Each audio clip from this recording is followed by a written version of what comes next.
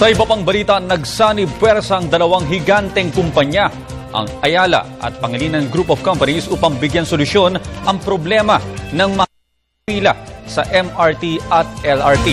Para sa detalye, balita mo kami George Bandola. Maiibsan na raw ang mahabang pila ng mga pasahero sa LRT Line 1 and 2 at MRT 3. Pinirma na kasi ngayon ang concession agreement sa pagitan ng DOTC, PPP at AF Consortium. Ang concession agreement ay magbibigay ng karapatan sa private firm na AF Consortium na gumawa at mag-operate ng mga automatic fare collection system sa lahat ng linya ng LRT at MRT.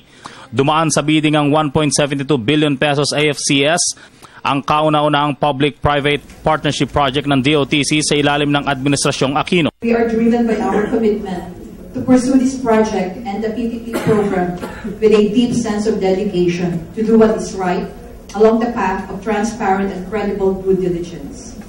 The AFCS project is a testament to the government's commitment to revitalize our public mass transportation system, to have a world-class, state-of-the-art technology and facility, and to improve the overall comfort of the general public. These steps we need in order to be competitive once integrated is to modernize and streamline government operations and regulations through the use of ICT. The AFCS project is the DOTC's first leap forward in modernizing our transportation systems. From the archaic state of most of our facilities, we want to tap cutting-edge technologies in this age of ICT to deliver the transport services our people deserve. Nagpahayag naman ng kasiyahan ng mga nanalong bidder, bagamat magkatunggali sa halos lahat ng negosyo, magkasama ngayon ang mga ito sa isang consortium.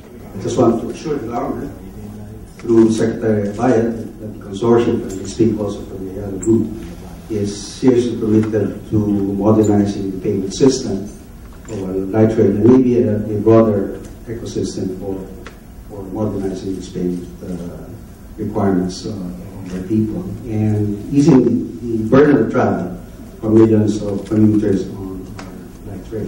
And something that I think has bound us on that front is a unity of spirit, with Nani in wanting to find new solutions to get things done more efficiently and easier for the customers here in the Philippines. It's something that has brought us together on many occasions, on many fronts, and I think has brought us to this consortium here together.